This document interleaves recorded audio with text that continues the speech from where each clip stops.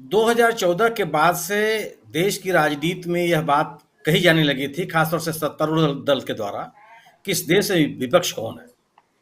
अगर असहमत लोगों का एक जमात है, एक समूह है, तो उसको आवाज देने वाला कौन है, विरोध की बात कहने वाला कौन है, लोगों से जुड़ी हुई समस्याओं को उठाने वाला कौन है। हुकूमत ने अपने पूरे संसाधनों से यह साबित करने की कोशिश की कि विपक्ष की राजनीति करने वाले लोग वो लोग हैं जो अपने सत्ता के दौरान केवल पैसा कमाए हैं और बेईमानी की है।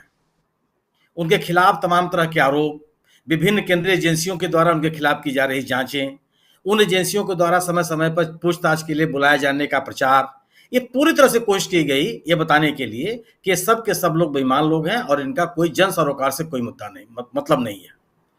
राहुल गांधी की इस यात्रा ने इन सभी प्रचारों को ध्वस्त कर दिया। राहुल गांधी नहीं, कांग्रेस के केंद्रीय नेतृत्व को इस सरकार ने यह बताने की कोशिश की कि यह केवल बेईमान लोग हैं जिन्होंने केवल चोरी की है और जनता के सरोकारों से इनका कोई मतलब नहीं है। यह अपने कंफर्ट जोन से निकलने के लिए तैयार नहीं है। इस बात का व्यापक रूप से प्रचार किया गया कि राहुल गांधी एक ऐसे नेता हैं जो केवल रिलक्टेंट पॉलिटिशियन, एक शब्द गढ़ा गया इनके लिए, कि जिनकी राजनीति में कोई रुचि नहीं है और ये कभी कभी आ जाते हैं और एक राजनीतिक यात्राएं करते हैं और राजनीति से कोई मतलब नहीं है। गंभीर किस्म के व्यक्ति नहीं है, जनता के मुद्दों से इनका कोई मतलब नहीं है। हालांकि व्यक्तिगत रूप से मैं कभी इस बात को मानता नहीं हूं। मैंने राहुल गांधी को लोकसभा में कई बार सुना है और राहुल गांधी को कभी मैंने अगंभीर बात करते हुए नहीं देखा है। लोकसभा के भीतर भी देश की समस्या के हर मुद्दे को लेकर के उन्होंने गंभीरता से बात कही। लेकिन इस सरकार के सामने सबसे बड़ी चुनौती यही थी कि विपक्ष को ध्वस्त करो। विपक्ष जब अगर अगर अगर इस देश के प्रधानमंत्री ये कहने लगे कि विपक्ष मुक्त भारत होगा, कांग्रेस मुक्त भारत होगा और क्षेत्रीय दलों का कोई अस्तित्व नहीं रह जाएगा, गोया कि किस तरह की राजनीतिक परिदृश्य बनाने की कोशिश रही थी, इन वक्तव्यों से सबके सामने है। लेकिन राहुल गांधी की इस यात्रा ने असहमति को की आवाज को बुलंद किया। जो देश के प्रमुख समस्याएं हैं उनको आवाज दी, चाहे बेरोजगारी का मुद्दा हो, चाहे गिरती हुई अर्थव्यवस्था का मुद्दा हो, डॉलर के मुकाबले गिरती हुई रुपए की कीमत का मुद्दा हो, बेरोजगारी का मामला हो, निजीकरण का इशू हो, सार्वजनिक उपक्रमों को बर्बाद होने की स्थितियां हो, संघीय ढांचे पे हमला हो, राजनीति में एक अलग किस्म का माहौल बनाने की कोशिश हो, इन सभी बातों को उन्होंने आवाज दी।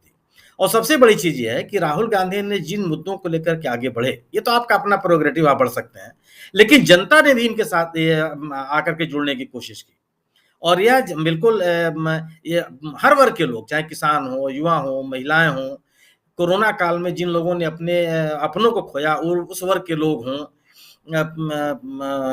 सेवानिवृत्त कर्मचारी हों, अर्धसैनिक बलों के लोग हों, तमाम तरह के लोग इनसे आकर के मिले और उन्होंने अपनी बात की और उनकी बात उनको भी ये लगा कि एक ऐसा व्यक्ति है जिससे बात कही जा सकती है। अगर अगर अगर सरकार के पास अपने गवर्नेंस को लेकर कोई बात कहने का मुद्दा नहीं है, मादा ही नहीं है, तो आपके पास निश्चित रूप से इन यात्राओं से जिसमें पब्लिक कनेक्ट बढ़ता हो जिस नेता का, उससे घबराना आपका लाजमी है। आप पूरे के पूरे देख लीजिए, आपके सामने दो चुनाव हैं, गुजरात का चुनाव है और हिमाचल का चुनाव है। इन दोनों चुनावों में 27 साल से गुजरात में रहने वाली सरकार केवल गुजरात अस्मिता की बात कर रही है, अपने गवर्नेंस की बात नहीं कर रही है। सम्मानित प्रधानमंत्री जी घूम के कह रहे हैं कि लोग गुजरात की अवमानना के लिए घूम रहे हैं, इनसे बदला लेना है।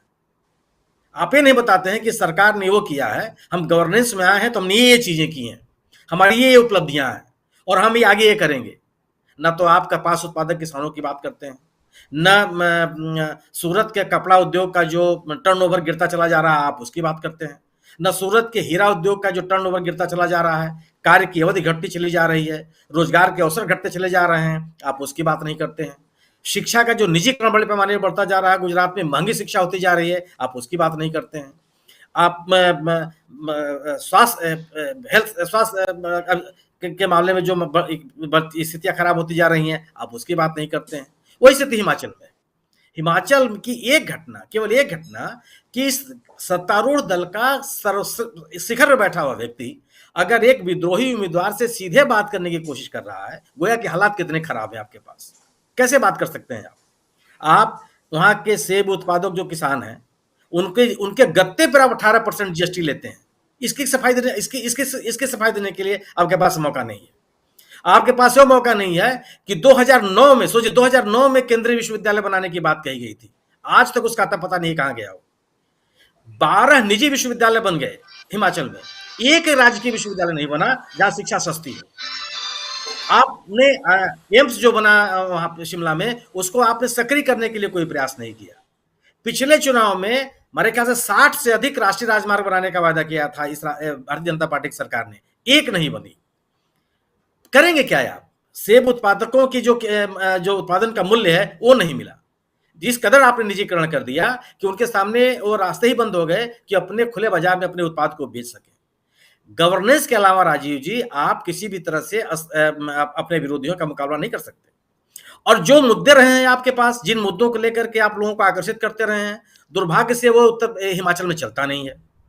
राम के भक्त हिमाचल में नहीं है, वहां के स्थानीय देवी देवताओं के भक्त हैं कि अब वो आकर्षण आपके पास है नहीं।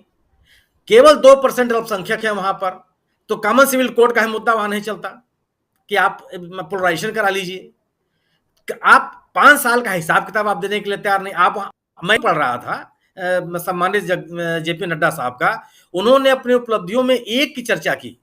वो चर्चा उन्होंने की कि अटल टनल हमने बनवा के पूरा कर दिया। अरे किसको बता रहे हैं आप?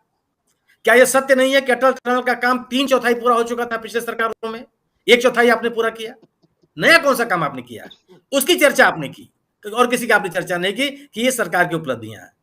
तो जब राहुल गांधी ने इस देश की राजनीतिक विमर्श को बदलने की कोशिश की और यह बताने की कोशिश की कि ये मुद्दे हैं, इस देश की अर्थव्यवस्था मुद्दा है, युवाओं को रोजगार का मुद्दा है, देश के लोगों के देश के संघीय ढांचे को बचाने का मुद्दा है, राजनीति में बढ़ती हुई अराजकता को रोकने का विषय है, तब आपके पास कोई जवाब नहीं है।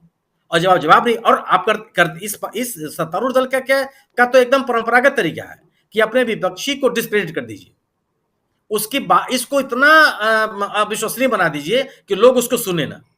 और ये स्थिति हुई कि पिछले 6-7 सालों में राहुल गांधी के खिलाफ जो आपने कोशिश की, वह इस यात्रा ने खत्म कर दिया।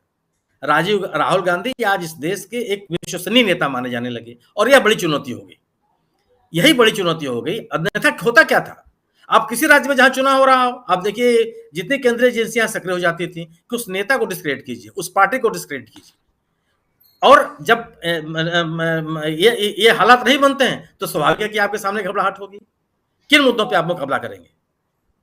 इसलिए बीजेपी के सामने चुनौतियां हैं। और आप कहते हैं कि साहब गुजरात में प्रचार करने के लिए क्यों नहीं जाते हैं? आपको नहीं जवाब देते हैं गुजरात में मंत्री कौन होगा, नेता कौन है बीजेपी का जिसको मुख्यमंत्री आप बनाएंगे? अपने मुद्दे की बात कीजिए। आप स्थानीय नेताओं पर प्रचार क्यों नहीं छोड़ते हैं गुजरात में और हिमाचल में? आप इस पूरा का पूरा जो प्रचार अभियान है केंद्रीकृत क्यों है? प्रश्न ये है कि आप अगर सामने वाले पर जो आपकी आलोचना होती है, अब विपक्ष भी उतने ही दमदारी के साथ जवाब देने की स्थिति में है। घबराहट सत्तारूढ़ दल के सामने ही है। जी जी सुनील जी, बिल्कुल।